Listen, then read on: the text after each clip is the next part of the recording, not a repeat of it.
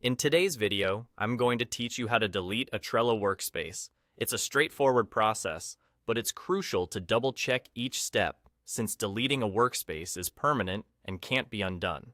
First, you'll want to start by navigating to the top right corner of your Trello dashboard. Here, you'll see your profile icon. Go ahead and click on that.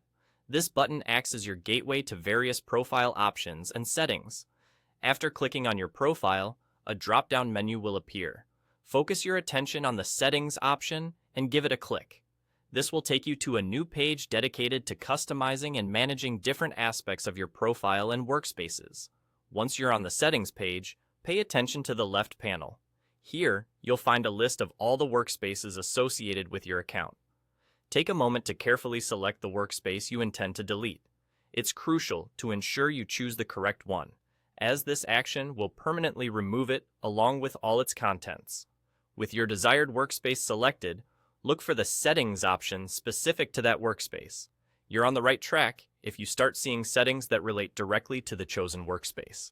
Now, scroll down to the very bottom. Here, you'll find the option we're interested in, a link that says, Delete this workspace. It's strategically placed to avoid accidental clicks, ensuring that this decision isn't taken lightly. Click on this link, and a small pop-up window will appear on your screen. This pop-up serves as a final checkpoint to ensure that you're fully aware of the implications of your upcoming action. To proceed, you'll need to type in the exact name of the workspace you wish to delete. This step is crucial because it acts as a double confirmation that you're making a mindful choice to delete this workspace. Typing in the name serves as a final assurance against accidental deletion. Be sure to enter the name exactly as it appears, without any typos or errors.